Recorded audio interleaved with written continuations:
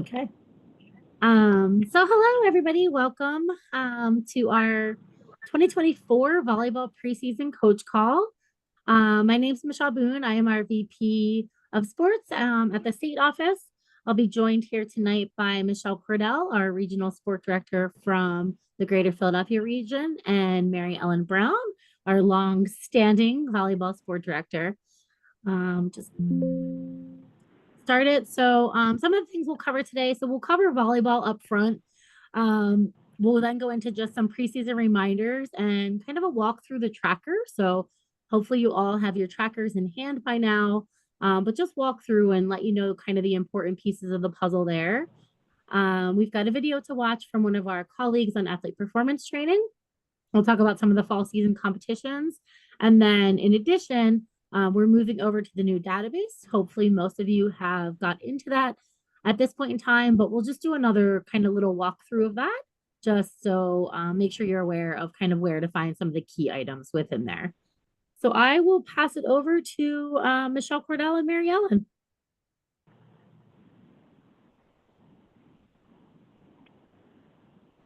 Okay, so this is the information. That is my correct email address, snickersbrown5@gmail.com. My sports management team is made up of John and Therese Crowley. They have been with me for quite a few years, and most of you have seen us at sectionals as well as state games working together, particularly with the divisioning piece. So I want to draw your attention to the volleyball rules book. Right now, it is the 2022 rules. I have not received anything that is any newer. If we get something between now and the time that our actual seasons begin, we will definitely make sure to pass it on to you. What I will tell you is that the rules are in here, but you also have a parallels it. So you can click on that and you actually have, when I say the PDF version of what you would normally have in hand and have received at a training.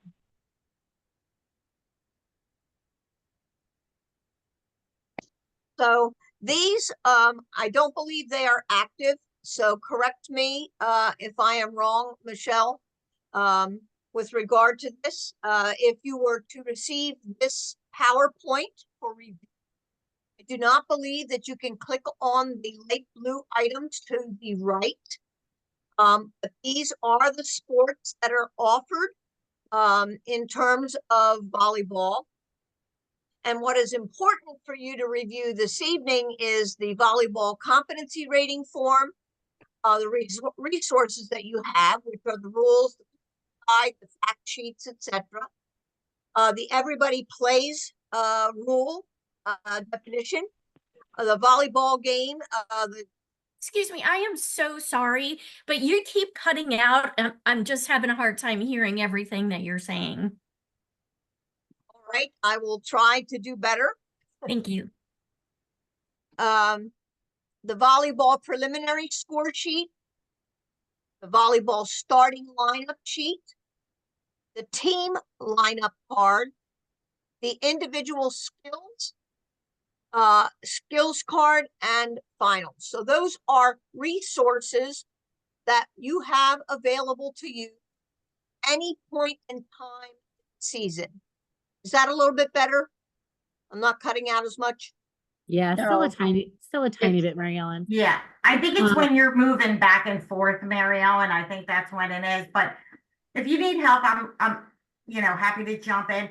And you can click, if you get these slides, you can click on the sports offered. But if you just go to the SOPA Special Olympics Pennsylvania website, it will be on the toolbar at the top. And then you can just, on the drop down, what we offer, sports offered. And then there you'll find volleyball. And then once you click on volleyball, this is what opens up. And once we're done this call, probably by Friday, I would say, Michelle Boone, this meeting and recordings will be in there.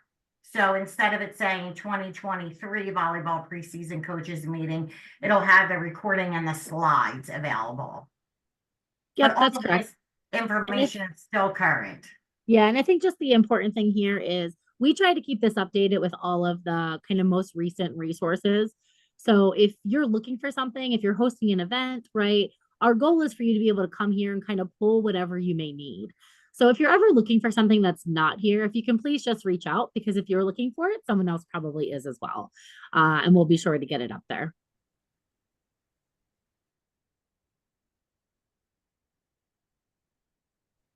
Okay, this is the coaching guide mentioning earlier. In here are a lot of drills and suggested steps for teaching the skills. And they also have play buttons available, which means that when you download this, you will be able to push that little triangle that's in the middle of the page, and they will give you a demonstration of a given drill if you're not sure what it should look like based on what is written for the description. Anybody have a question?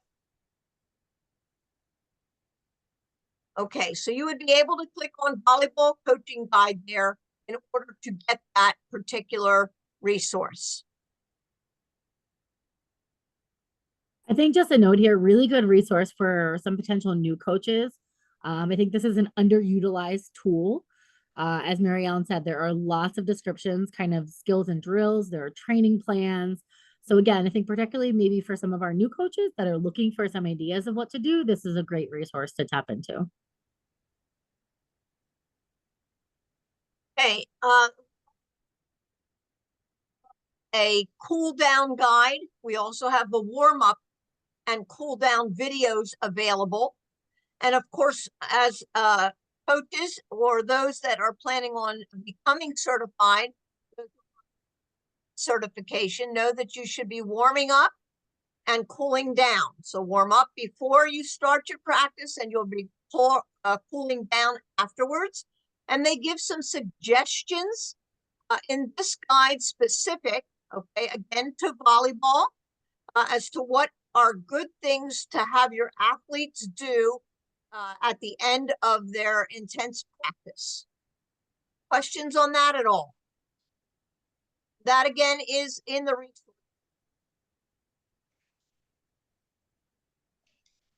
The only other thing that I want to mention is the videos, again, operate the same way as it does through the coaching guide. So you can click on a video and it will give demonstration with respect to what you should be able to see and how you can teach the athletes these things that you would use for warm up and cool down. And this should again be on the website. Someone. Okay, for attire, you will have a jersey. They can be numbered from 1 to 99. It's not like basketball that you can only go through the number 1 to 5 or 0 to 5. The numbers do have to be on the back, and they also must be on the front, and they must be matching.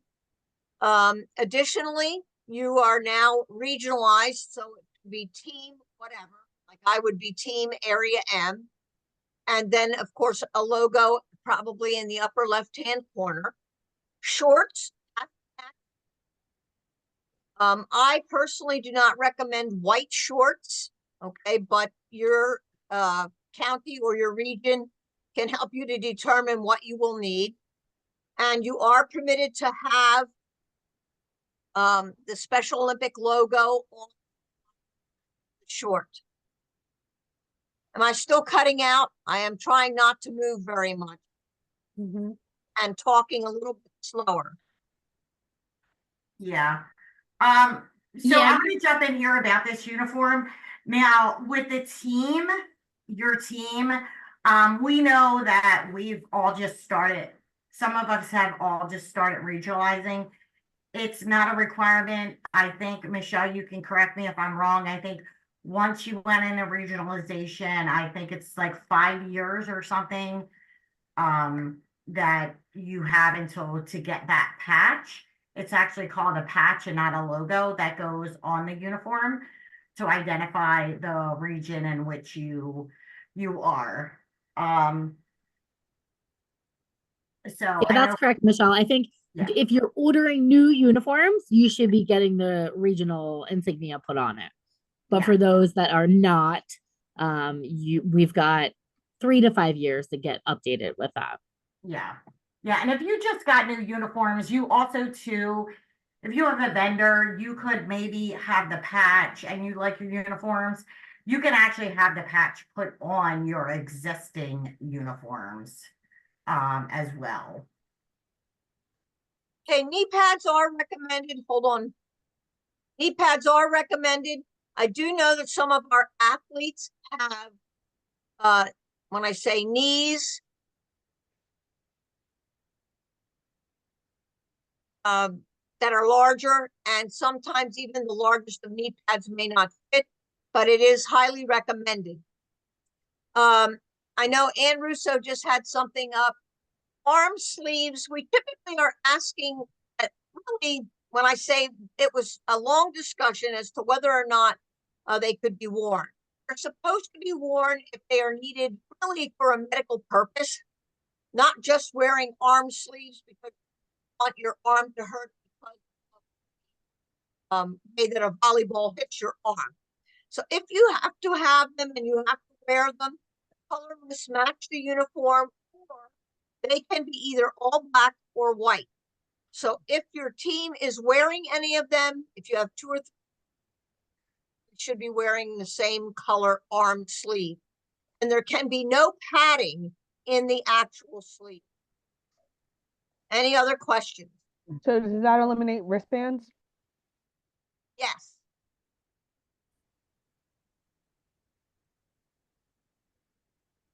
Okay. And no gloves. So just to reiterate, Mary Ellen, what you said, because you cut out a little bit, is that the arm sleeves can be worn, but more for medical purposes and not to protect your arms from the ball hitting you. Correct. Okay. In case anybody didn't catch that, you did cut out a little bit. Any other questions? Okay, the events that we do offer are still individual skills and unified sports development, and of course team, both traditional and unified. The individual skills, typically this is the training you receive when you come to be certified as a coach. We cover overhead passing, serving, and just to reiterate, there is no modified serve line in individual skills. Athletes should be serving in the competition and when you are assessing them from the back serving line. Now they can serve anywhere along the back serving line, but they are to be serving from the back line. And then of course, passing the forearm. All individual skills need to be dressed like your team members, and individual skills athletes are not permitted to team bench when a team is actively involved.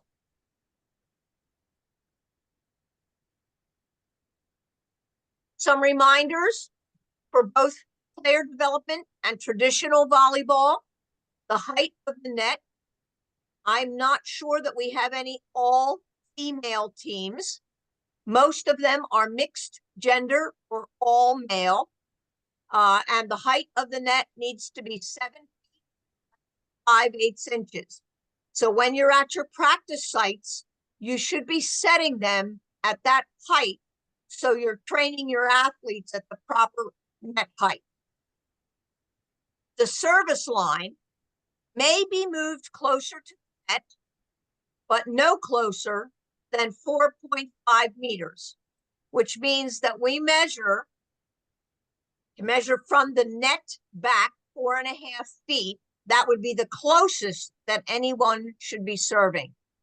You should all, as coaches, be working with your athletes to train them to be serving from the back service line.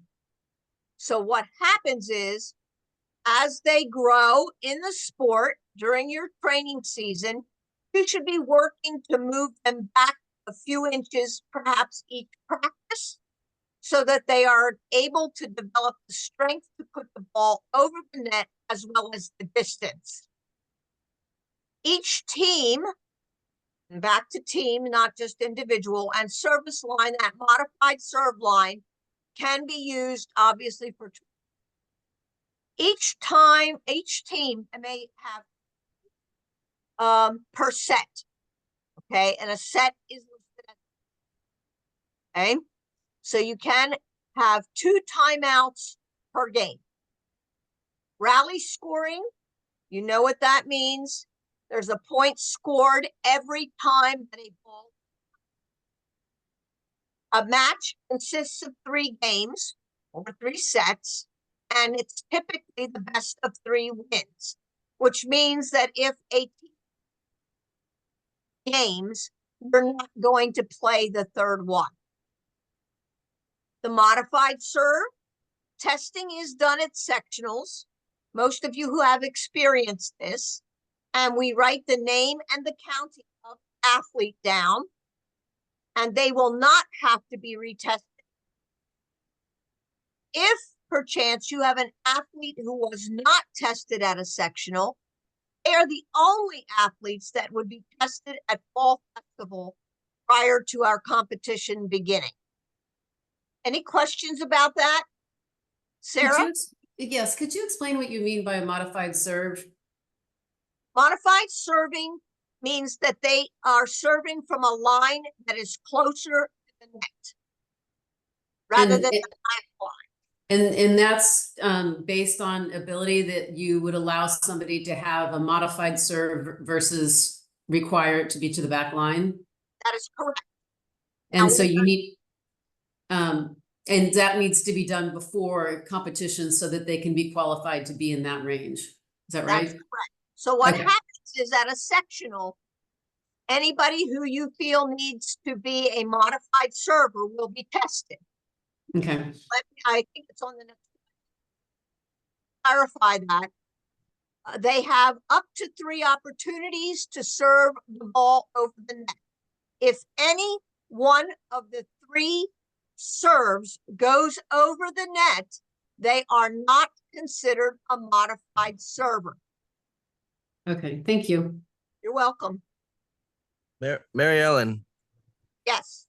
how comes it's not there's no modified serving line for the individual skills this year, but for the game stuff there is? Like Wasn't a modified, there has never been, not supposed to. If you look at the rules, they are to be serving and assessed from the back line.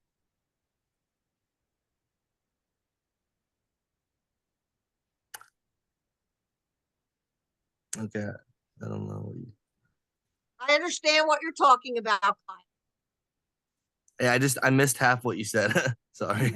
I said, I understand what you're talking about, Uh, but in the individual skills competition rule, there is no modified serve. It is assessed from the back service line. yeah, I know. I was just wondering like why, if there was a reason or something. Not really. Okay.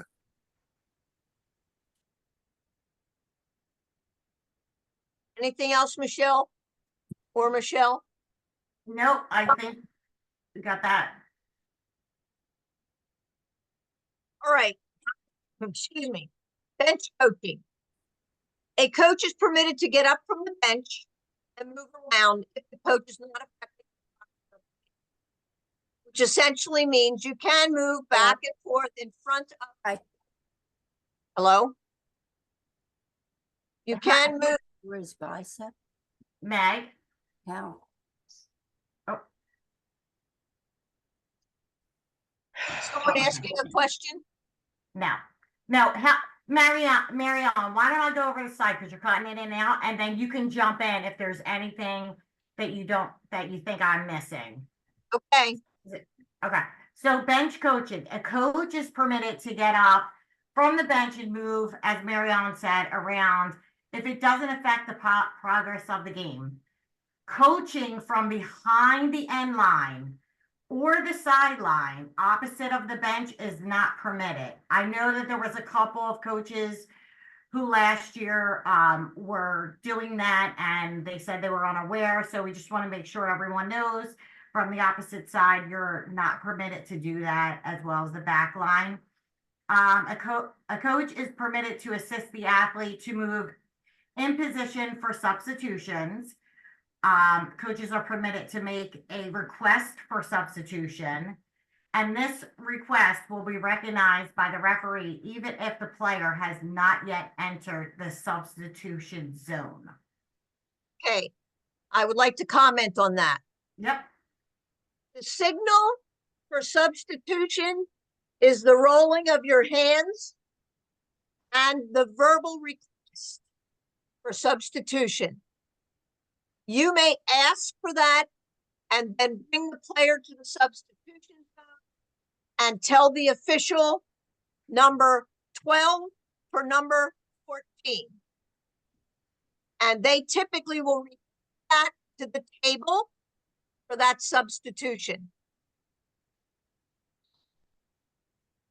The other thing I want to remind you is that although you can coach without interfering the game, we prefer not to have coaches at the intersection of the end line and the sideline, because they typically end up being in where they can distract server.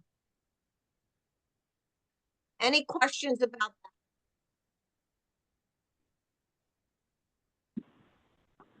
Okay.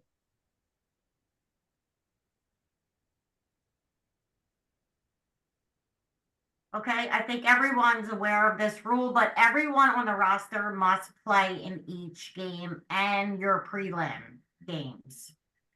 There isn't a set amount of time, but this is everyone that is on your roster must play for each game and prelims.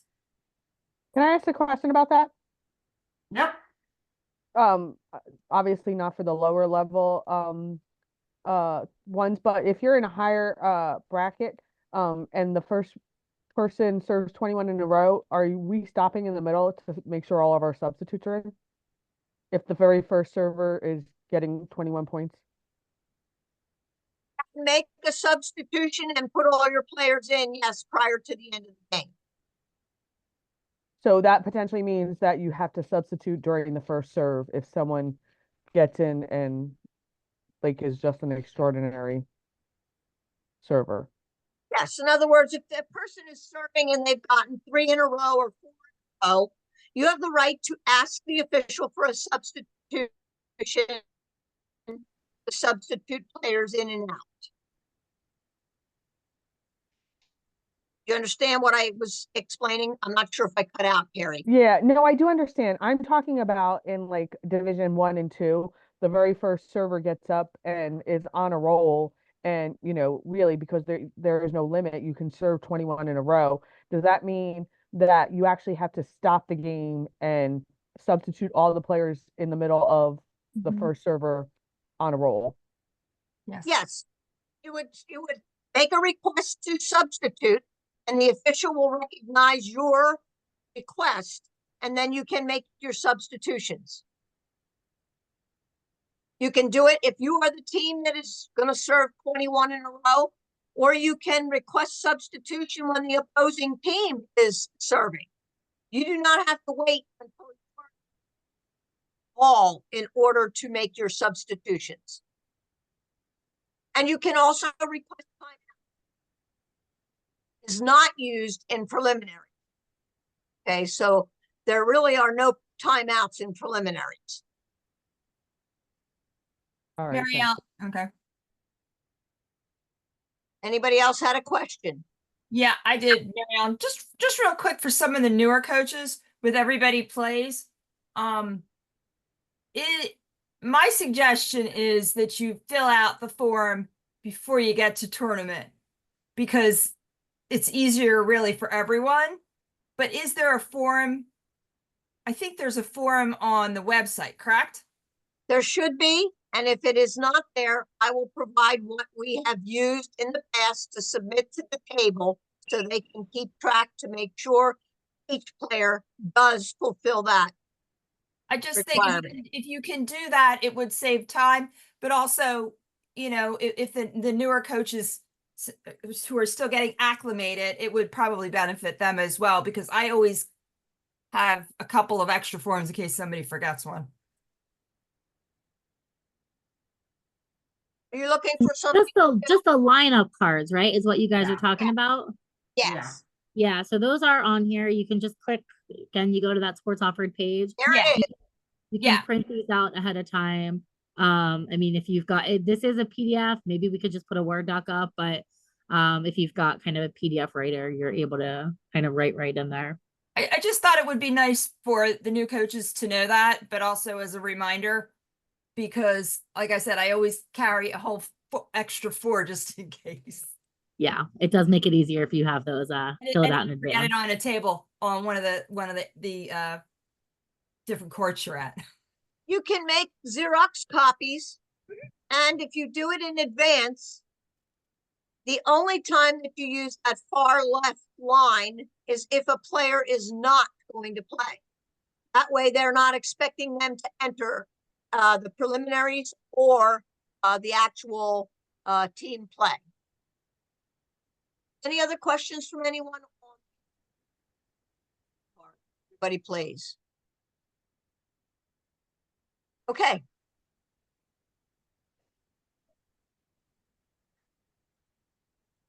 Okay, I'm Okay. hoping, are you going to do it, Michelle? No, go ahead, you can do it. We'll see if it gets better. Okay, the purpose for the athletes is to acquire the skill. Idea here is they are actually being coached while they are playing on the floor. And it's to increase their understanding so that they can independently play without having to be coached while they're on the actual floor. Unified partners are their mentors and they are their coaches on the court.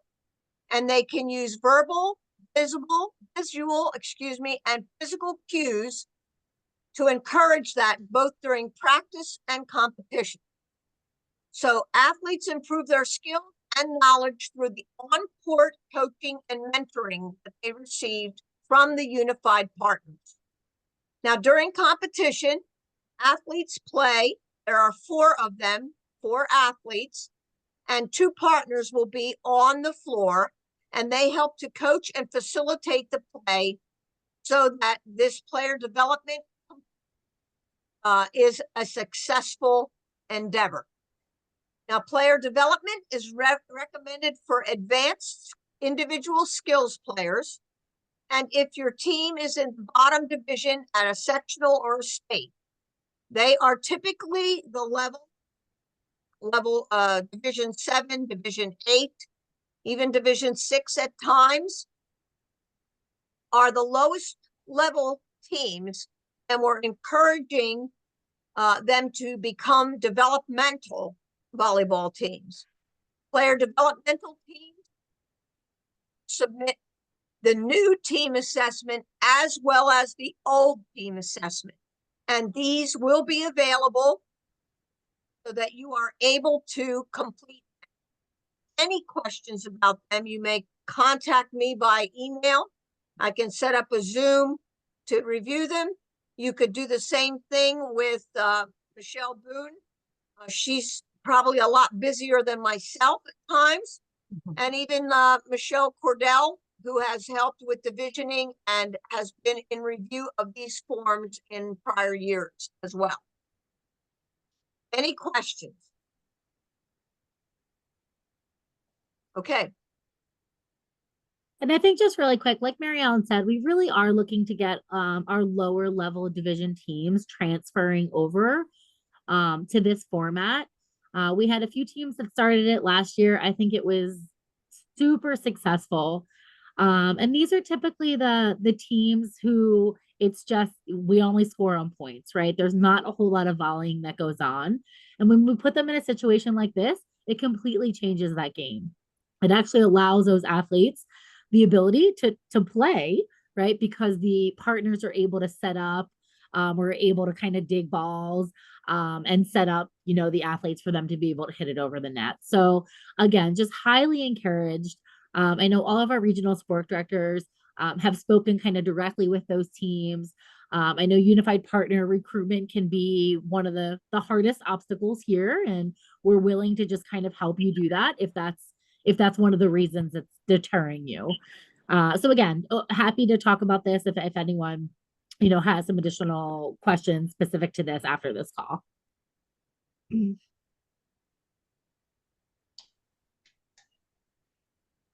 Okay, player development team members. Team minimum and maximum. The minimum are 5 athletes on the team and the minimum of 2 unified. In athletes, and they are positioned in the front left and front right, and the back left and back right. The 2 unified partners are positioned in the center positions in the front and the back. The maximum is for 6 athletes and 4 unified partners. The actual team coach is the one responsible for making the substitutions. The bench coach is not the one responsible for coaching the athletes on the floor during those competitions. Okay, the people who should be at coaching and demonstrating and encouraging are the partners that are working directly with the 4 athletes that are on the floor at the time that play is taking place. So the starting lineup will always have 4 athletes and 2 unified partners. Are there questions on this? It is suggested that you have. Marianne, you're cutting out. So I'm going to jump in. It is suggested and highly recommended that you have 3 unified partners in case one doesn't show up or gets sick or during the play or just doesn't show up.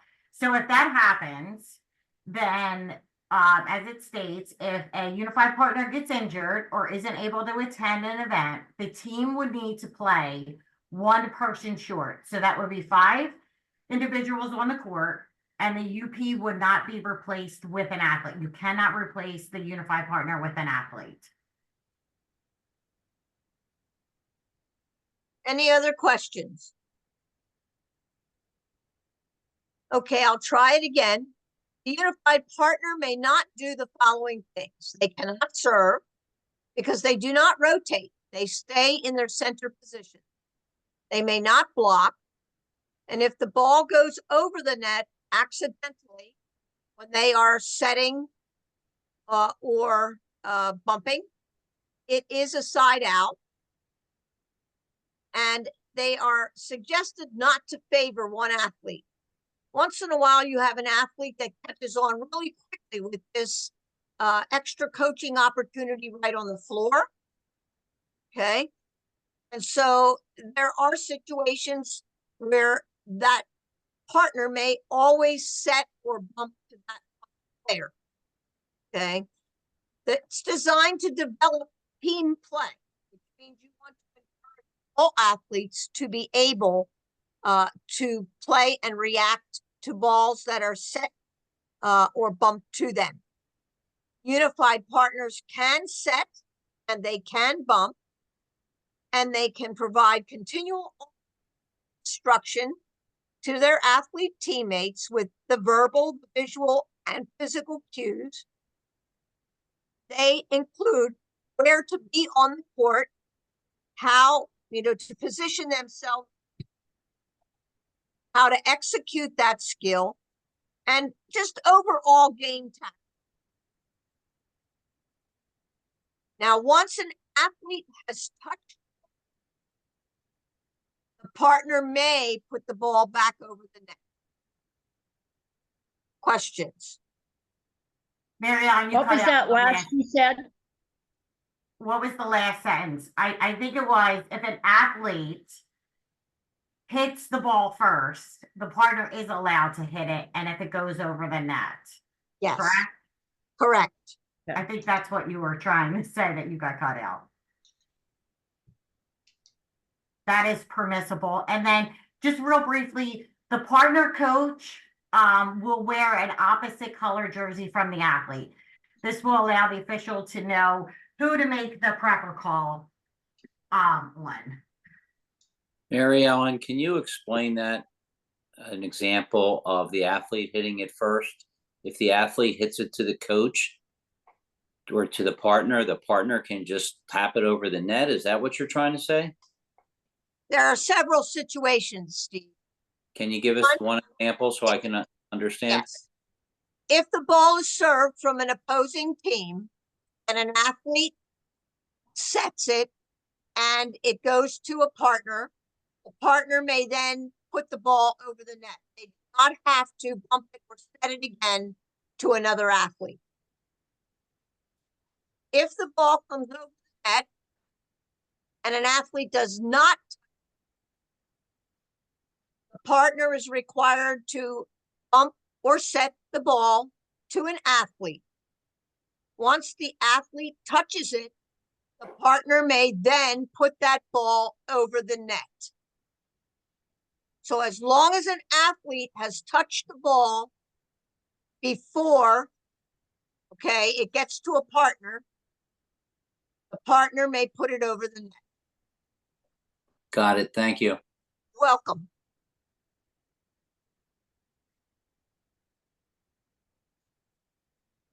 Okay, I think And we're good. I think this is true, Mary Ellen, but a partner can never go to another partner, No, right? A partner always has to be providing a ball to an athlete or Yeah. over the net. that is correct.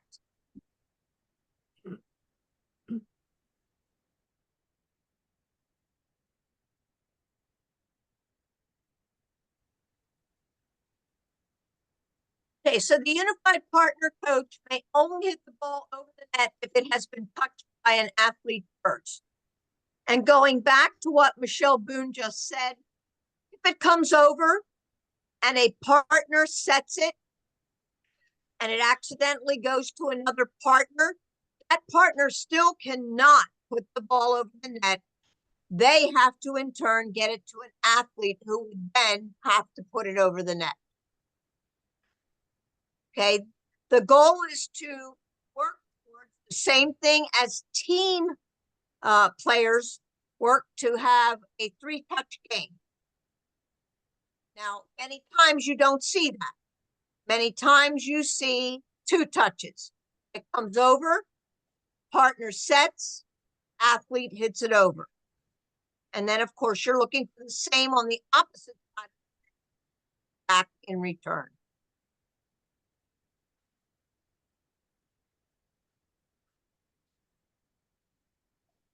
Now, the role of the coach, and this would be the team coach itself. And of course, unified partners are able to do that, just as our own athletes are able to recruit. But the bench coach in that particular volleyball site are encouraged to recruit other coaches, partners, and identify additional athletes. They're supposed to organize the practices. They are supposed to manage the paperwork, which in many cases is on the tracker that it needs to be completed, like the attendance and then eventually team rosters, team assessments, etc. They're to teach the athletes, and many times that is developed in the organized practices, so you know the progression of skills presented so that your athletes can develop throughout their season. You have to have a tactical understanding of the game, and you also need to be able to how to coach the athletes on the court. You also must be able to assess the athletes on how they learn, both visually, verbally, and with physical cues. what is the best way that the app you will be working with as a whole, not just in the player development level, at all levels. How do they learn so that you can approach the development of their skill in a proper manner? Questions? Okay, for more information about player development, don't hesitate to contact Michelle Boone. She is on the call here. So if you have questions about it, she'd be happy to guide you. Also, just to let you all know that there is some teams, some other programs that are creating player development teams. So we're hoping to have that at sectionals, as well as we will definitely have it at Fall Fest. If I'm incorrect, Michelle, you can correct me there. When you're saying player development team, can you say specifically what what the qualification is for a player development team? Just meaning that that's the lowest level? No, player development, and Mary Ellen, feel free to jump in, and Michelle, it is actually the lower level teams that generally, if you've ever been, you see it, it's kind of like, it's never returned. So they're high level individual skills, or maybe a division 8, 7, or 6, those lower skills. So in putting a player development on there, which would be a coach, maybe you possibly have to be the unified partner. You would have 2 of those, or 3 is what we recommend, and then an actual coach coaching the team for the roster, but they would be actually coaching the team while they're playing. So it's really for those lower skilled athletes to help them keep the ball in play is really what we're trying to do. Am I missing anything, Mary Ellen or Michelle? Yeah, I think just the difference between, and so right now that's really the only type of unified offering that we offer with team volleyball. But the difference between kind of a competitive unified team and a player development unified team is that on a player development team, your partners are very skilled at volleyball. So they should be individuals that have played at the high school or college level, that they're very good at the sport of volleyball, and they can help assist our athletes. On a competitive unified team, in those situations, you would have unified partners whose skills and abilities match with those of your athletes. So not necessarily that they're the better players, but they've got skills that are more in line with the athletes that are on the court. So that's the major difference. Like, that's what unified player development is you've got partners that are very skilled in a sport, so they can help the athletes kind of learn throughout the game. I hope that helps. Sarah, the only thing I would add is that many of the players that are going to are those that typically have difficulty returning a ball across a net when it comes on the serve. So low-level traditional teams have serving teams to score points because you don't see a volley. The unified development team are encouraging athletes to develop the ability to volley at least once back over the net. Okay, I might maybe at the end of the call or on a separate call.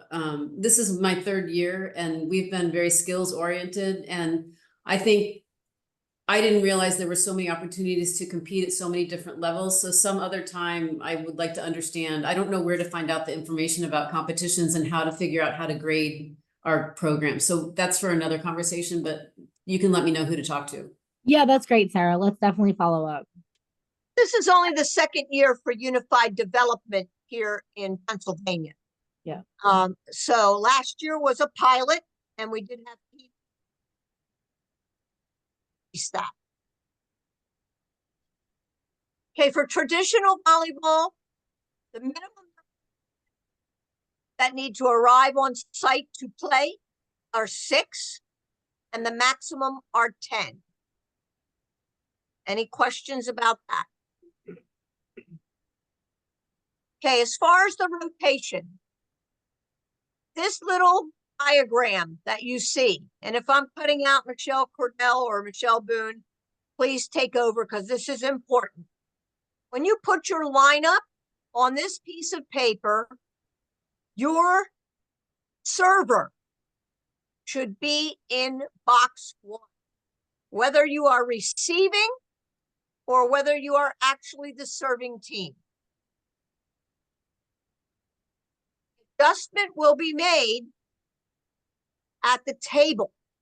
They know how to put the lineup in. Now, many of you on this call have been with me for many years, and every time we do this, there are still officials that will tell you something different. And if that does occur, we will make sure it's clarified for you so that there is no penalty at the time that you submit your roster. That you fill out set 1 and set 2 prior to playing, because there will be a minimum of games. What's the matter, Ann? You're cutting off. And it's unfortunately it's a sentence that you need. Yeah. All I heard was, okay, so the number 1 should be the server regardless of your serving or your receiving. Is that correct? Yes. Yes. Okay. Now, you did say something about the officials. The problem is there's no one around, and if we have to argue that, we lose time. Okay. So what we can do, Mary Ellen, is have that conversation with the officials prior to prelims. That might help the situation. And I don't know how often you guys experience this. Villanova. Okay. So we'll make sure that. Yeah, Maybe you both just Ann and I maybe experienced the same thing at Villanova this year. Yeah, it was a little tough. And sometimes even at sectionals, depending on who they've gotten to referee, sometimes I feel like the coaches are guiding the refs on occasion. Right. Maybe you could have like a sheet for anybody who's being an official. Like they use this is what you need to do, because sometimes they don't know about the 3 serve side out. Even in preliminaries, they don't know about the different things. And sometimes, like literally, we will tell the official, oh, this is what you need to do. You know, this is the time. So it would really be a benefit that, especially for preliminaries, for any type of for any tournament, that it is written what for officials what needs to happen, and then the officials change sometimes in the middle of the game. So I think it's really, if everybody has a cheat sheet, it would be beneficial. Yeah, and I will tell you, Carrie, that was shared with the officials last year during prelims, but maybe if we have a meeting kind of before that. I know I did that at ESS for basketball, had a separate meeting with officials prior to prelims. So maybe that will help in this situation to hopefully they're on time or Right. early, that we could go over this with them. Right. And some of them are coming off of work and stuff like that. And then people that you have on Friday isn't necessarily who's there on Saturday. And so that plays a big part into it too. But and Okay. that's also for sectionals, because there are occasions that I'm not so sure. I'm not sure if it's, sometimes I think they've had the volleyball college athletes helping out to referee, which is fine, but they need to know. And the scorers need to pay attention. So that lineup card, essentially, the key element is that person who is going to serve. The traditional rotation does not change. You go and you rotate. 1 is there, 2 is then in the 1 position, 3 and so forth. So you're rotating clockwise. nothing changes there, but your first server needs to be in that box. And it is recommended that you fill out set 1 and 2, and even 3, if you know that there's a chance you're going to go into a third match or game, excuse me. The one other thing, and Michelle Cordell, if I cut out, please fulfill that. What happens is the third game is shorter. It does not play to 25 points. If you go to a third game, you're playing to 15. Yeah. So if you didn't hear what she was saying and cut out, it's just try to have, like she's saying, get all your lineup sheets for sets 1, 2, and 3 if you can. I think as you get to know these teams, you know who some of these teams you go to a third set with. I think Steve, that's probably you against Delco's team. You probably get 3 sets in. So she's just saying be prepared. Because then it's time for coaches, like it takes time to get all that set up. Is it still optional about whether or not you switch sides for the third game? Is that still The answer optional, is Marianne? Typically, we ask the coaches if they want to switch sides. It saves time if we do not. I think everyone would agree with that, but it can be, you'll just lose playing time. The clock does not stop. If So I when you can make get- a suggestion, Mary Ellen, I haven't seen any coaches want to try and switch that third game. We should just make that the guideline because it really cuts into the time frame. Usually, especially in Division 1 and 2, when we do get to a third game, it's the time clock. We don't even reach 15 points. So adding that additional switching just cuts into the amount of points we can get to. Okay, so Steve, let me ask you this. So I'm gonna put this out there, Marianne. I don't know if you're thinking this. I don't know about the sectionals, but I guess that would be basically depending on sunlight coming in open windows that could leave a team at, a disadvantage. That's a good point. That is a good point. So I think, maybe it's asked. You think it could be asked prior to the game? Yeah, I mean, I would leave it open to the coaches. That's sometimes what we've done, what the referees have done. They'll ask us, do you want to switch sides? And the coaches will confer for a minute and say yes or no. Yeah. Because I think it's going to depend on the location. Because if you put it in as these are the guidelines and the rules we're going to follow, but then you come to like my event or to the Monco and you're at a disadvantage, you're going to want to switch sides for that, for that third set or, on and on. So I agree.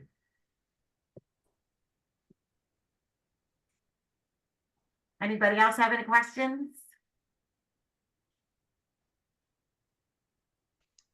Yeah, and I think any other volleyball specific questions, whether rules or just kind of points of emphasis that you guys have.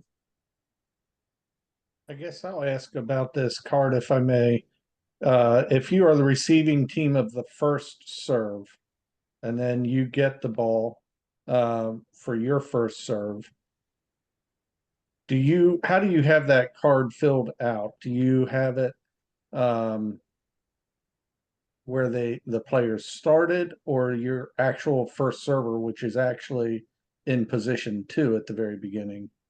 Does that make sense? Your actual server would be in box 1. No, I think what he's asking, Mary Ellen, is situation where you want your best server to serve first.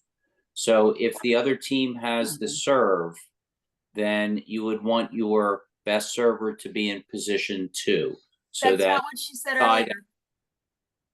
then that player rotates and becomes your first server. Yeah. That's not what she said before. So I guess Almost like that's what you're I'm not wondering. rotating. How do Like, you? I'm taking that you actually don't rotate. If you're the receiving team and your best server is in position 1, then you don't rotate. Is that correct? No. No. When you line up, let me just explain this. If you are the serving team, your first server is going to be in box 1. That everybody clear on that? Mhm. If you are the receiving team, your first server is going to be on your paper in box 1. On the court, your server will be in position 2 because receiving team will rotate into position 1. Then you definitely need to tell the officials this one. Yeah. Yeah, really. Andy, Well, they're that's the where ones we'll that get have into told trouble with the officials. they're the ones that are telling us that we have been doing it incorrectly for all these years because we are not. We're doing what we just said. Normally, I would put my server in box 2 if I was receiving. Right. And they say that's not what you do. Okay, It's So- not going to be that person. okay. So may I suggest that I will reach out to one of the officials, I'm sure, like for the East, which is Marlin. Yeah, I'll reach out to him and get clarification on this. And then Mary Ellen, we could send it out, right? Could we send it out broadly? We'll talk as the team and then we'll send it out the correct, and this is what we're gonna do. And if they should be 2 or they should be 1. And then if they're 1, then you're not gonna rotate when you receive the ball. Does that make sense for everyone? Yes. Okay. Yeah, that's a good suggestion, Michelle, because he loves to come to both of the Yeah, both. I mean, the, and he was he's our very ball happy to be fest. at sectionals and at Villanova. Yeah, and my hope is to get him on the sports management team. That would be Very wonderful. familiar, very, he's officiated the low and the low, like the 6 and he can manage all of that. But I suggest that I reach out to him and just get Yeah. clarification around this, and then we'll send it out to everyone. He's very encouraging to the athletes as well, which is, I think, one of the reasons he's one of our favorite. Yeah. It's one of mine too, so. All right, well, thank you. Yeah, Andy, we'll get back to you and everyone else on this clarification. All right, good. Any other volleyball specific questions before we get just into some more general topics? Well, Go ahead, I Carrie. have volleyball specific questions, but it might not be that, I mean, I probably should hold off till later, but is there specific teams when we're doing the registration that could be selected for national games? Is it only certain divisions or not before we do all the paperwork? No, yeah, everyone. And there is a side on here on it, but yeah, so this is a qualifying year for the 2026 USA Games. And no, so you should mark that selection like this. These athletes want to attend USA Games. But any teams that take first place will be eligible for that. So even Division 5 and 6 are eligible? Yes. As long as they're appropriate, right? So I think it's really important as a coach that you're determining if that team is an appropriate group of individuals to go on a 10+ day trip. That's an important piece of the puzzle.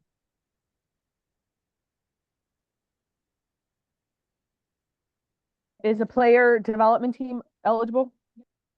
No, just the traditional teams. They do not offer unified player development volleyball at USA Games. Michelle, I don't know could you clarify a little bit, like if your team, half of your team is, needs one-on-ones, I don't know that that's appropriate. Yeah, one-on-ones are actually not appropriate for Okay. USA game travel. There's some very specific language around what we're provided by Special Olympics North America for appropriateness of individuals traveling to these events. It is part of the pre-selection athlete questionnaire that is kind of floating around out there. Again, we will be sure to push that out more broadly, but if you're getting weekly emails shared with you, I think there's actually a link to it in this presentation as well, that you'll be able to click on afterwards. It gives you a lot of that language. So there are very few situations where we would consider bringing one-on-ones for athletes to advanced levels of competition like USA Games and World Games. And just to clarify, you said 2026, and where are these games being held? In Minnesota. Okay. Yeah, in and around the University of Minnesota. Hey, Michelle, it's Renee. I have to duck out. I'll watch the rest on the recorded information. Yeah, no worries. Okay? I'm That's so good. I sorry. know we're going a little long here, so No, I if- just something's happening I got to take care of. So thank you. Gotcha. Okay. Bye. All right, so how about I move along, and then if anyone comes up with any volleyball specific questions, you can feel free to just drop them into the chat, and then we can address them at the end of the call. So just some kind of preseason reminders here. Hopefully you've got a good majority of your athletes signed up by this point. The signups for the fall season did close on July 15th. If you still do have some individuals that are outstanding and need to sign up, you should contact your regional sport director in order to be able to get them put on your roster. The next important date here is really the August 23rd deadline. So this is our seasonal eligibility deadline. And we'll go into that a little bit more as we talk about the trackers. Next here, just some preparation. So there are calendars that are up on our website. Again, you'll be able to link to them through here as well. But a nice little one pager that just gives you all of the kind of dates and deadlines that'll be up and coming for the fall season. You can print it out. Everything's kind of on one page. Just a good reminder. Air quality, not really an issue for volleyball, but if you are doing things outdoors, if you walk outside and you feel that where it's hard to breathe, we all know it by now. Just please make sure that you're rescheduling any of those activities to either be indoors or you're postponing it. Eligibility, so nothing has changed with eligibility. I will talk to you in a second about where you see eligibility on your trackers, but athletes still need to have a medical. Those are valid for 3 years. And then you need to have a 1-to-4 ratio of Class A volunteers for all of the athletes at your training site. Age groups, so we will continue to abide to the age group policies this year. This was something that we kind of initially rolled out and started to really emphasize for the fall season last year. So I hope that all of our teams are well aware of this. All of our coaches are well aware of this. The resources, again, are linkable through here. You can find them on the sport offered page of our website. But those age groups are, and the ones that I think we really have for volleyball would be the 16 to 21 or 22 plus. Those are the offerings that we'll have at both sectionals and Fall Fest this year. There are exemptions allowable. Individuals can go up or down one age group. So the really important thing to keep in mind here is if you have some individuals that are under 16, they will not be permitted for any reason to participate on a 22 plus team. Again, if you've got any questions, you can contact your regional sport director or myself to kind of talk through some of those things. You should start with your regional sport director. For qualifiers, so our sectional events are qualifiers for Fall Fest. So anyone looking to attend Fall Fest must be present at a sectional. That's for both volleyball team and individual skills. Important to note that if you have a team member who is not able to be at a sectional for whatever reason, they just need to be marked on your roster and they should be marked as an alternate on that team. So as we go and we pull those individuals over to Fall Fest, if they qualify, that they're then showing up on that team roster. That's good there. Allocations for volleyball, not really an issue, but all of those things are posted. We will take all of the both volleyball teams and individual skills athletes that want to attend Fall Fest or that want to attend sectionals to each of your respective sectionals. Again, just be prepared, right? I think the important thing here is make sure we get everybody eligible. Just keep a pulse on any illnesses or outbreaks that there may be happening within your area. If there's a stomach bug that's running rampant, you may be better off canceling practice or kind of postponing a practice. Just constantly talking to your athletes about not coming to practice if they're sick or not feeling well, and just having good hygiene, right? Making sure that we're washing our hands frequently. Important to make sure that you know your facility's emergency action plan and kind of evacuation route. So if something were to happen, if there were to be a fire in the building or anything were to happen in that building, again, just really important that you have that knowledge and that you go over that with your team at the first practice so that everyone just has an understanding of what to do in some of those situations. Athlete is coach, so something that we continue to encourage. Jordan Schubert and Jennifer Tress they run kind of these webinars prior to every season. They've just done one. There's a recording there that you can click on. If you have any athletes that are interested, they should just fill out that request form and it'll kind of start the process from there. There is a FAQ up on the website, which is helpful in answering a lot of the questions that people may have, but you can also reach out to Jordan. Coaching requirements. So for the sport of volleyball, you must have one certified coach per team. And then for individual skills, you must also have one certified coach for your individual skills athletes that are looking to come to either sectionals or Fall Fest. So it's really important, right? We want to continue to get more and more coaches trained. We'll talk about that in a little bit as we go into kind of the new portal and how you access some of those trainings. Okay, there is a video link here. It's a little bit long, so I'm going to try to talk through this a little bit faster. But if you've got some additional questions, I know some of our regional sport directors have done a good job in passing out some additional communication to you all. But we've made a lot of changes here this year, so I think it's just important that everyone kind of understands the importance of these. It is really mandatory that you are in and working within your trackers during the course of this sport season. First one here. So that's just kind of, we'll talk through each of those. So the first tab is the instructions tab. So this will just walk you through down the bottom here, kind of what each tab is all about, what you do in each of those tabs. The top portion here is what we historically had over on a different tab, but moved over here. So this will just give you kind of the basic information for that training site. Important that this is filled in. For some of you, it may have been filled in when you received the form. If it's not, if you can please just fill it in with, head coach's contact information. That way, anyone who's kind of going in here and is looking to contact you knows the right person to get in touch with. And then the gray boxes here will kind of automatically populate based on the individuals that are on your roster.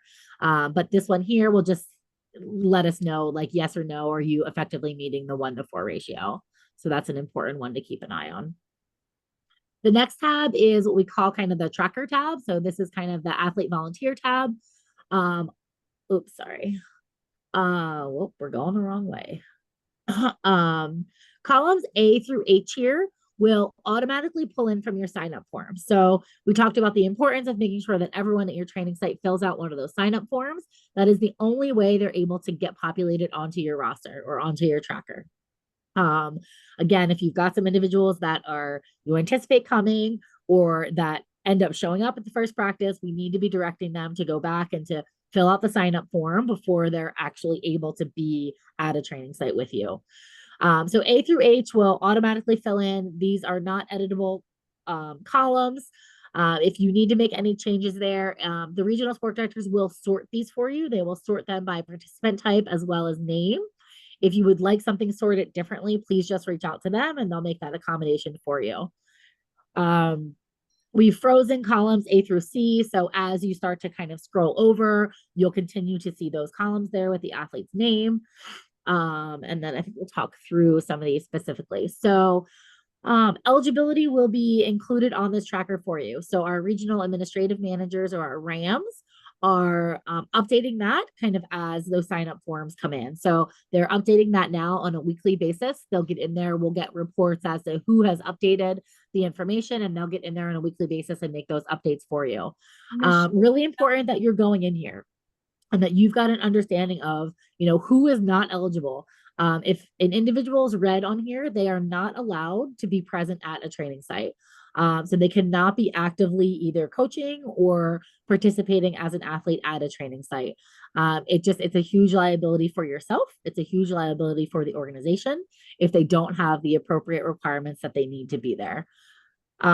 Anyone who is in green is good to go. They have everything that they need. Those in yellow are good at the moment, but they have something that will be expiring at some point throughout the season. And you'll see there in the following column, like what is expiring and then what is the date of that expiring. Again, the regional administrative managers will kind of continue to update this list throughout the season. But important that you're aware of that and you're working with those individuals who you're seeing on a regular basis to get those things updated.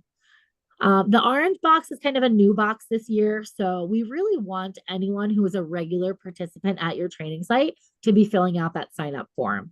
So if you've got some, maybe high school volunteers or college volunteers who are regular participants at your training site, but not class A, they really fill kind of a class B role. We want to get them on your roster. We want to know who those people are. What's very important for you to know is that those individuals cannot ever be one-on-one with an athlete. So they should never be asked to take an athlete to the bathroom or to walk an athlete out to the car, right? So they should just they're not allowed to be one-on-one with an athlete. They can work with the athletes one-on-one. So if you're all in the gym together and you're supervising what's going on in that site, they're definitely able to kind of spend some time working one-on-one with an athlete, again, as long as that's directly under your supervision.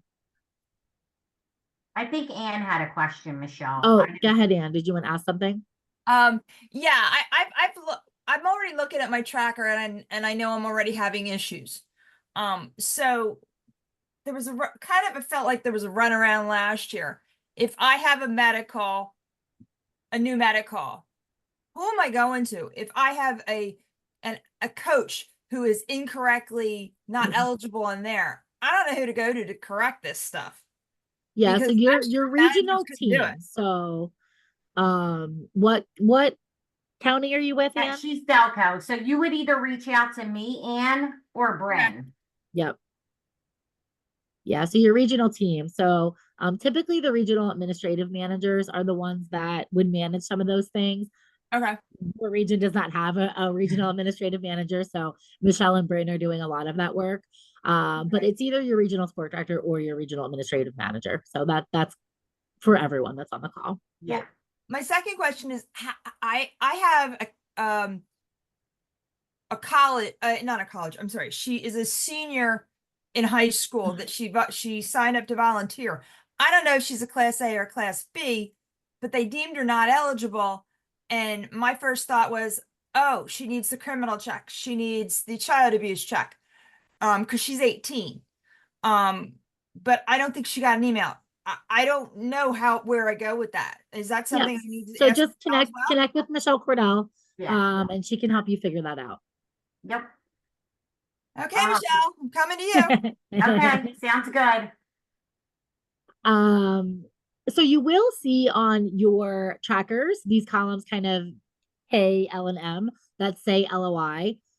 We have just very recently with the regional sport directors decided to manage LOIs how we've always managed LOIs in the past. So you can feel free to populate this information with the individuals you want to take to a games, but this is not going to be required this year. It just ended up we felt like it was going to actually complicate the process a whole lot more. So however you've been asked for your LOI information in the past, LOI is a letter of intent. So how many teams or how many athletes are you intending to take to a specific event? You will follow that same process this year. I do need you to mark column N here, which is the interest in attending USA games. So this is how we will pull that information into GMS essentially, which is where we then know how a team or an athlete is interested in going to the event. Can I ask a question? Many of us have more than one team on our tracker. How do you distinguish between them? We'll get to that in 1 second. Okay. So on this tab, you don't need to do that. It's actually on the roster tab is where that information will be put in. So attendance tracking. So we've left this on here. I think just important to note, tracking attendance is something that's mandatory, right? At the end of the season, we need you to be able to come in here and say, did this athlete train for 8 weeks or not? It is not mandatory on this form. So I know some of you did it last year. I think liked it. It was just all in one place. It was helpful. Again, not a requirement. You can track it manually. You can kind of track it whichever way you want to track it that you feel like is easiest. what is extremely important is at the end of the season, you're able to come in and tell us for each individual athlete, did they participate for 8 weeks or not? Okay, so that's the first tab. The next tab is, so it'll say volleyball roster is kind of the next tab. And on this tab is where you do your event commitments. So what role is everyone playing an event and your specific event registration. So for each of your individuals, so okay, you get your final allocations back. We say, Carrie, you're able to take your 2 teams. So you would then come in here and mark for all those individuals that are going to Eastern Fall Sectional, what role are they playing at that event? So for all of your athletes, you're going to go in and mark them as athletes. For your coach, you're going to mark them as coaches, etc. Just a little tip here again, your list will be sorted by role. So you are able to, again, you may have 2 or 3 teams at a site, right? So it's going to be a lot to go in and click those things. You can just highlight over one of the blocks that you've completed, click that little blue circle and just pull down, and it'll then populate everyone as an athlete. And then maybe you've got 1 or 2 people within there that are not actually going to sectionals or something like that. You can just highlight back over that cell and click delete, and it'll make it go away. So I think particularly for some of our counties that are larger or training sites that are larger, that may be a little tip that's helpful. The next thing that you will do, and this is where you'll tell us the team names. So you will tell us what type of team each of those individuals are on, and then what team are they assigned to. So this is where you'll do that kind of specific team rosters. And then same for individual skills. Why does it keep advancing? If you've got individuals that are doing individual skills, you don't have to tell us that people aren't competing, but as you're going through, it may be easier just so you can see that you've actually filled something out for everyone. And then for individual skills, we just need the scores in there. Your volleyball team rating form. So we've made some updates to here too, and it will be a little bit more work for you guys, but I think at the end of the day, it becomes a better resource and tool for all of us. Again, I think very important to note that we need you guys populating this top highlighted section. A lot of times it's overlooked. And if we go to just print it out, then we have no idea whose team it actually is. So please just make sure you're populating this section. In addition, what is the level of your team is really helpful to us as we're starting to kind of have conversations with our sport management team about divisioning at particular events. We kind of look at this first, and then we get in and we kind of talk about, where we feel like some of those teams are based on knowledge or based on what we saw happen at some of the sectional events. But it's a great starting point.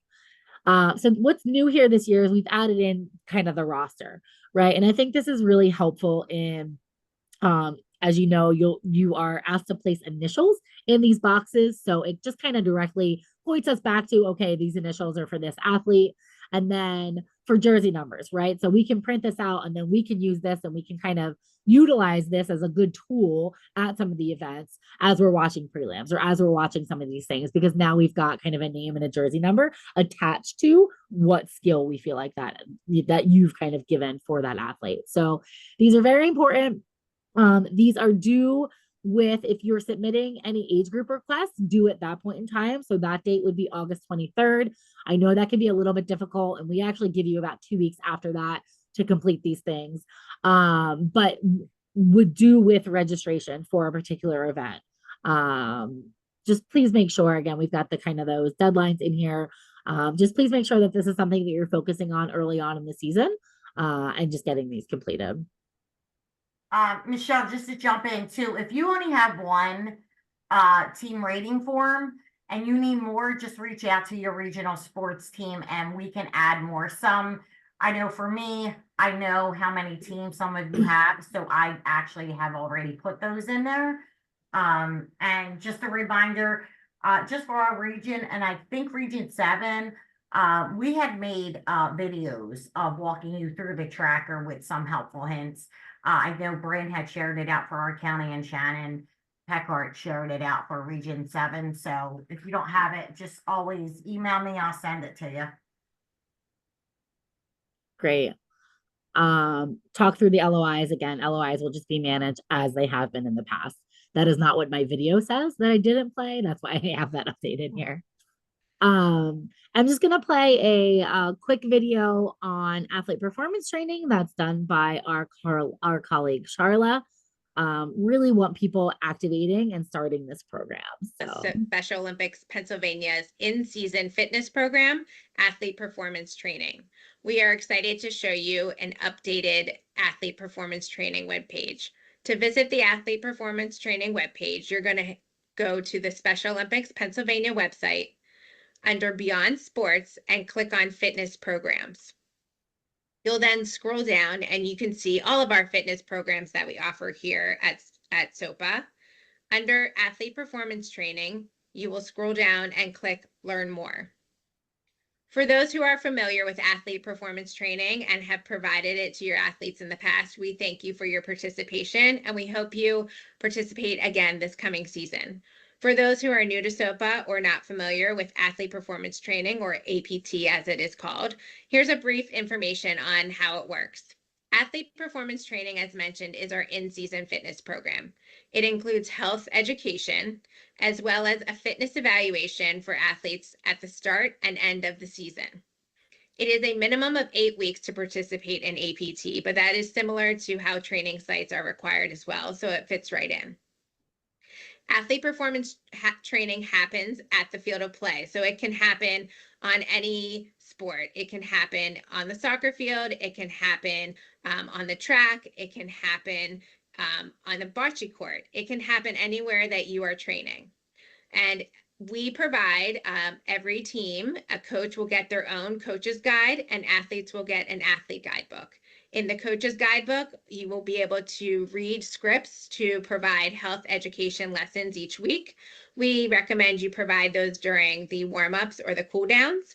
And then athletes will be provided in their guidebooks fitness education and fitness and exercise programming that they can do at home. And you will encourage your athletes to do that at home when they're training during the season.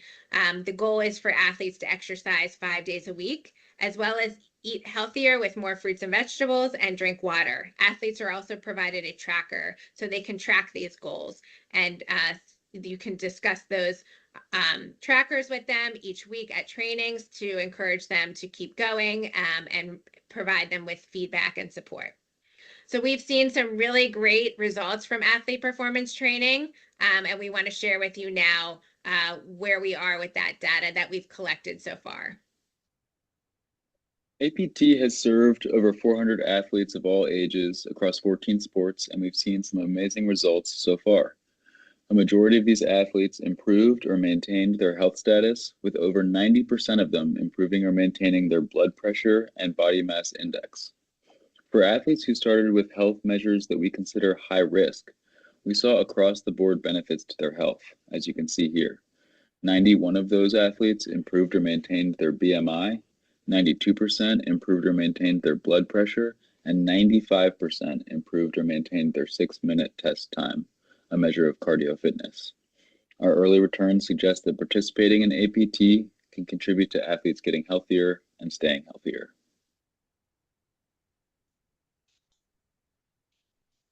So we're really hoping to continue to see these results come in. We know that we have a lot of work to do, and many of our athletes are excited to participate in athlete performance training this coming season. We hope you consider offering it at your training sites as well. And if you're interested in participating, we have updated the registration process. It is right there on the website. You will scroll down to where you see here if you're a coach, and the steps are written out for you. The first step will be to click on this link to watch the training video. The training video is about 30 minutes long and provides further details on the program, how you run the fitness test, and how you record the data. Then you will register formally here by clicking the link, and you will get a registration form that's easy to fill out. Once the registration form is completed, Special Olympics Pennsylvania will reach back out to you to confirm your participation. We will then mail you guidebooks to your home where you'll be able to utilize them through the season with your athletes.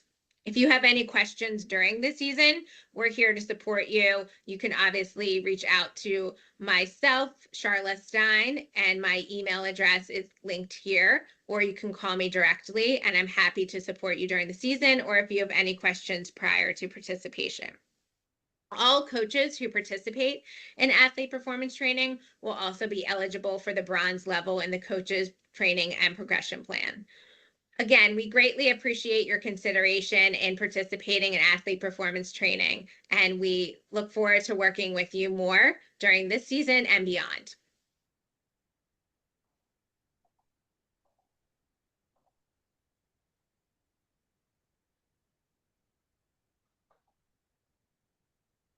All right, that's great. I don't know that we have any volleyball teams that are currently doing that. It That's really not is true. For the last 2 years, we've done it. yes, Carrie, I love it. But highly encourage, and I don't know, Carrie, if you can speak to it at all. But this is the first time we've actually pulled data out of the program, and I think just to see how good of how much of a positive impact it's having on a lot of our athletes, is super encouraging.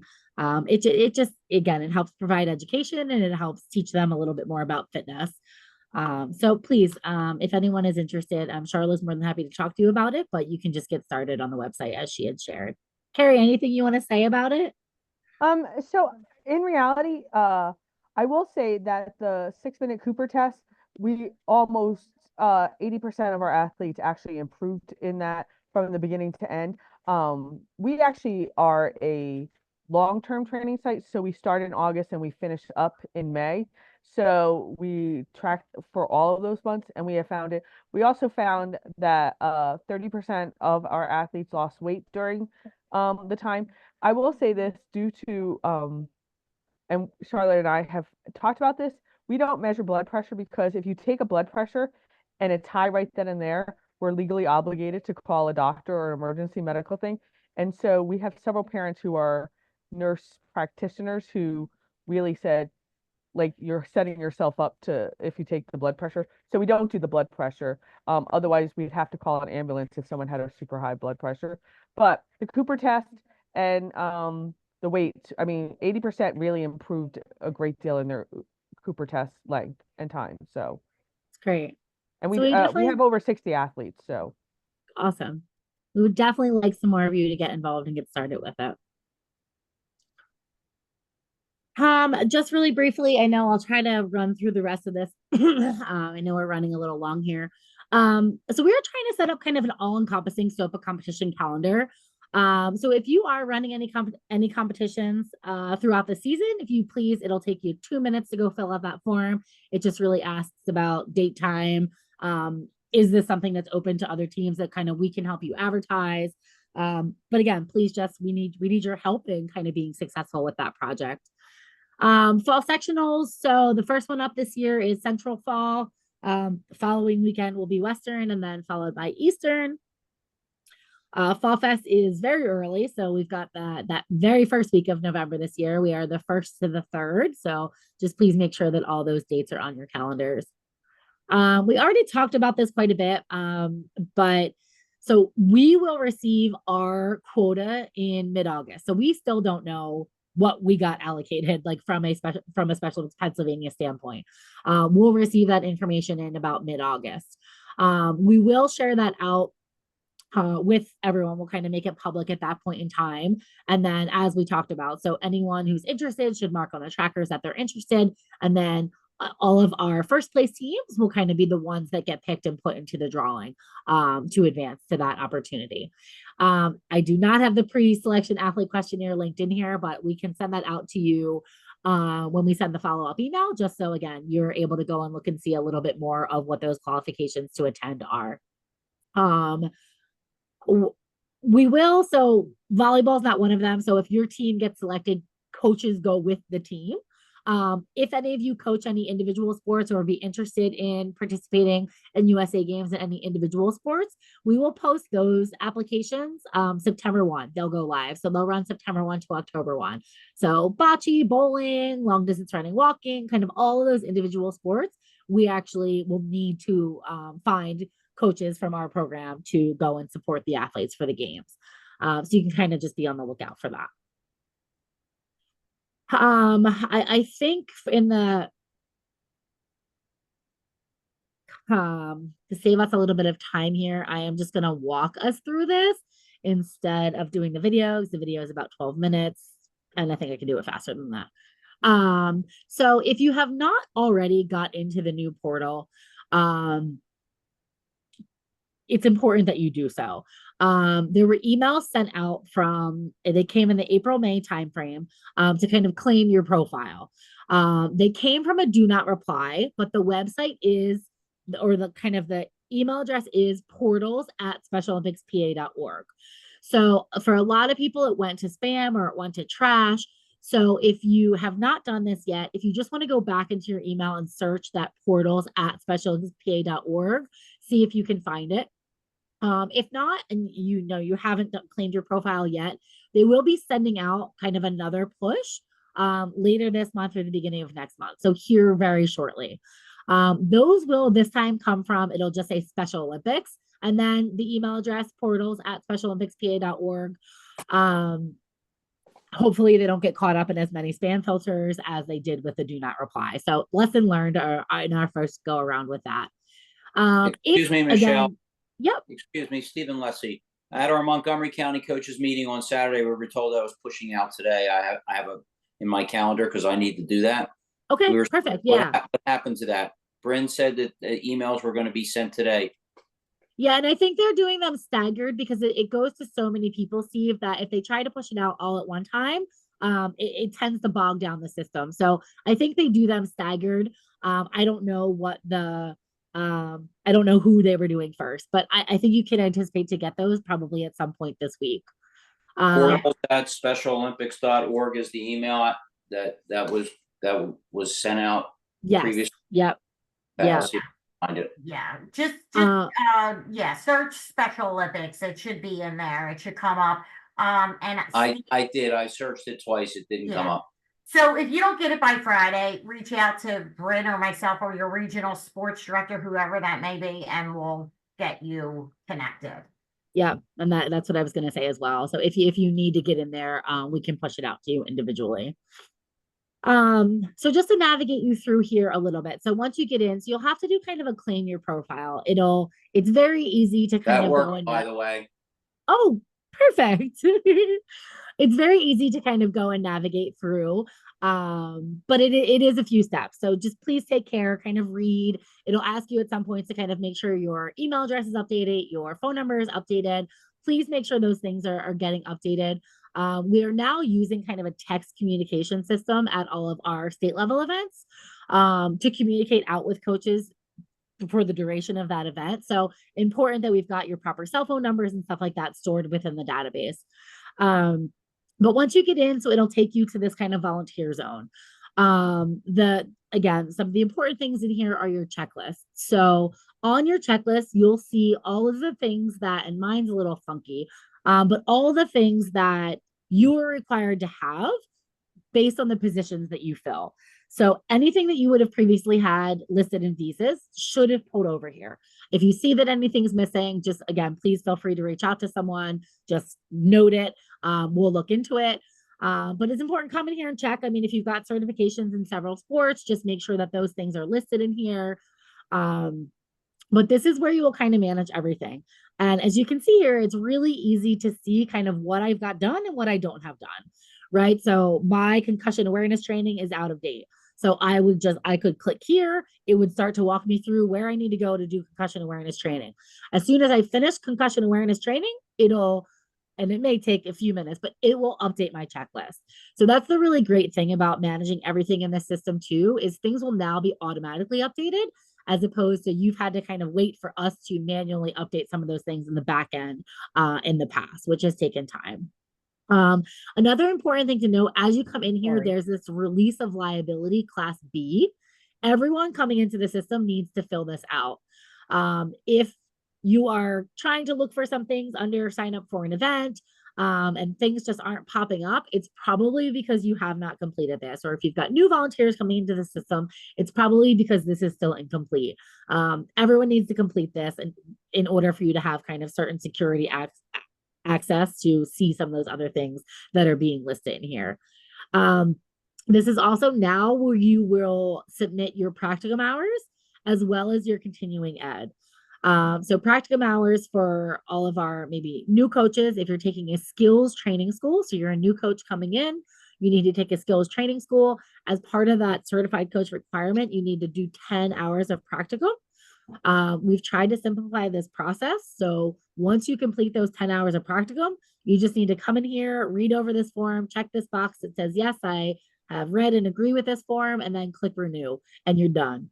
So you no longer need to submit kind of specific days and number of hours that you've worked on each of those days.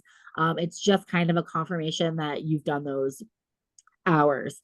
Continuing ed is pretty similar. So you would click on that. Continuing ed is only due every 3 years. So as soon as you become a certified coach, you will see proof of continuing ed pop up in your checklist for that specific sport, but it'll say completed, right? It's not going to tell you that it's incomplete until you're reaching that 3-year mark. And just a reminder, so every 3 years, you need to take a course that kind of ups your continuing ed.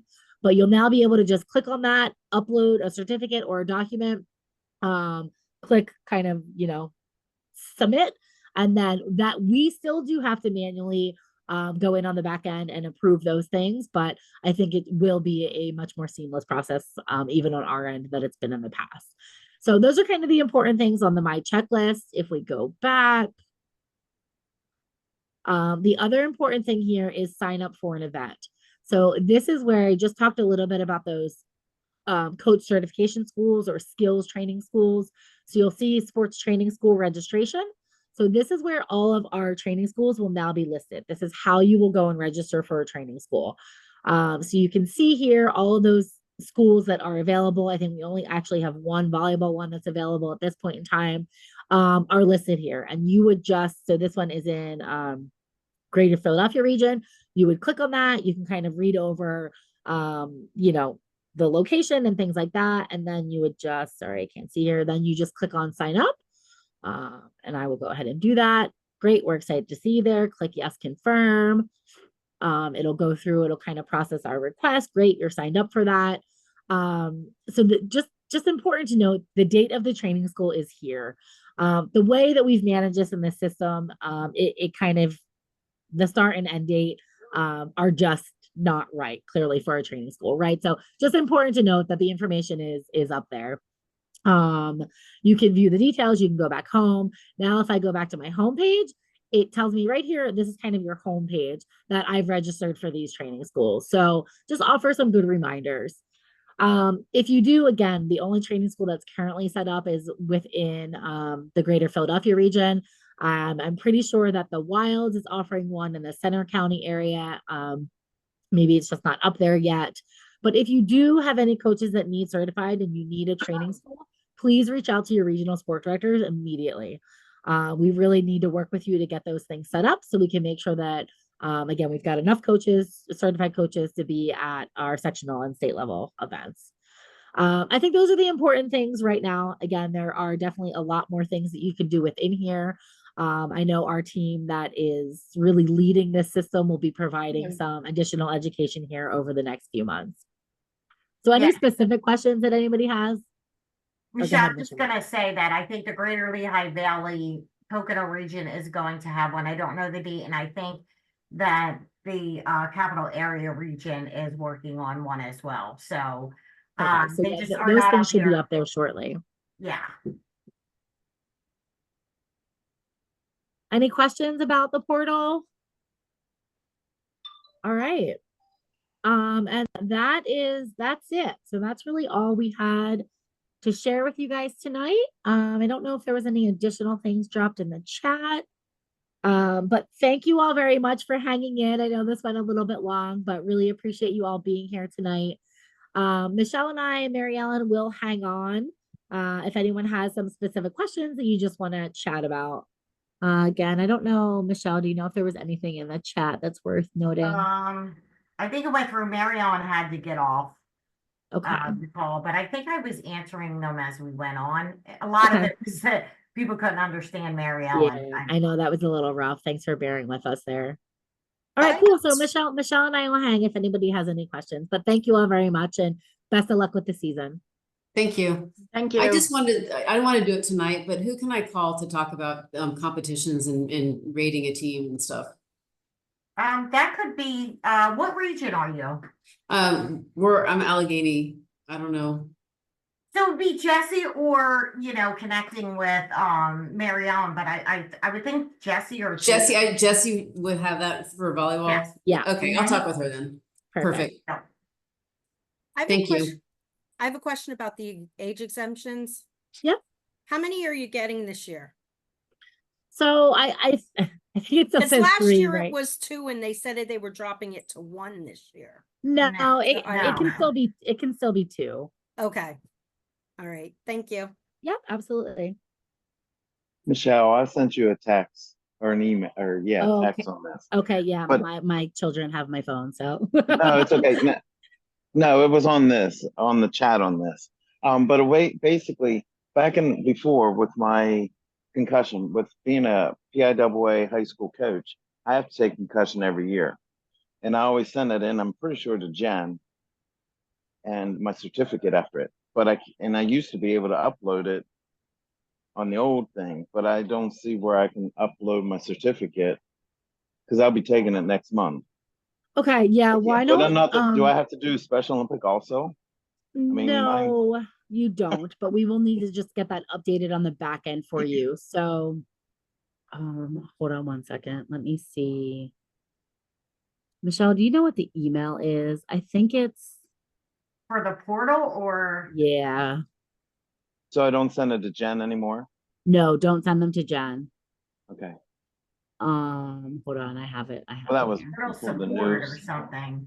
Yeah. But it's also, that's really good, John, because like Montgomery County is running special CPR first aid, and so we the ones we issue most of the coaches their CPR first aid, and so it used to be that we just used to send all the certificates to Jen. Now people will have to upload their individual, right? Yeah. But I don't know where you upload it. But right now they're at Visas. You could, well, I mean, now it's where Yeah, we Visas, you upload it. used to be able to upload your stuff.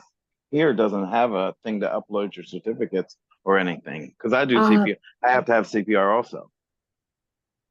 Yeah, and so that's a good question. Let me follow up with the team on CPR because that is not a technical requirement. So you would just be uploading that as a continuing ed. I mean, I wish it was a requirement, but it's not. Which so you is would really just be kind of funny uploading because we've always thought it was. So literally, we have been our county has been, I mean, our specific person has been doing it every single year. And we actually pay for it and everything, for everybody. We do it for the whole yeah. county. I mean, it's amazing. It should be, right? I mean, that's Yeah. definitely education that is important for our coaches to have. I just dropped in the chat. So the email is portal support at specialolympicspa.org. So that's kind of the new kind of help desk, right? So things like that, John. If you've got a concussion certificate that you've done through another organization, send it there. And just send your name. I mean, if you can send it. Would I be able to ask them to see if they can add a place where anybody can upload their stuff? Yeah, like and their I'll CPR? follow up with them on both of those things. Because it's definitely not built into the system like that right now. Yeah. So it's a good question. It might take a while, John. Oh, that's fine. It's just, because Yeah. I've noticed it and I wanted to say, but it's like, anyway. Okay. But Yeah, the perfect. CPR, you guys could use for continuing ed credit. Yeah. Well, yes, but I know that one time I think you guys gave money for anybody that took CPR or something Yeah, one I don't time. know. But I don't, that was only a couple years ago, but still, anyway, it's, but okay. That's all I wanted. Okay, great. Thanks. All right. Have a good one. All right, you guys too. You Thanks. too. I do have one question. For people ahead, who have Carrie. signed up for volunteering, it says not eligible, missing. I can't, like, what is it that they actually need in order to be eligible but cannot supervise?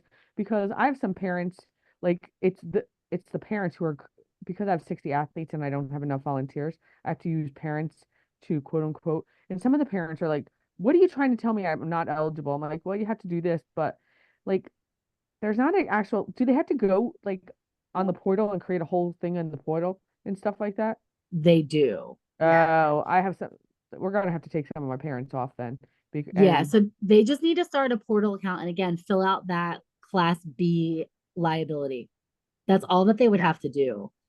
But they need to kind of officially be a Class B volunteer. Like we need to know who Yeah. those people are. right. Yeah, and I think So- that's what Anne was having the issue with the 18-year-old because she probably signed up as an assistant coach. Because this is what it is too with the new form.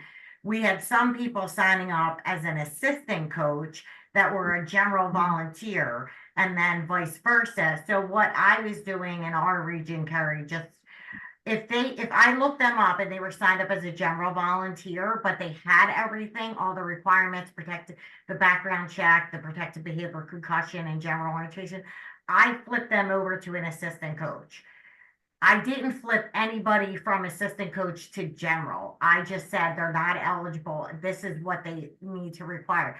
But even as a general volunteer, if they're on your roster, they need to complete a volunteer form and Okay. like on the portal. So I think that's probably one of the things. Just so you know, oh wait, am I blurred? Oh, You're gonna stop so recording. I don't know what the heck I'm doing. So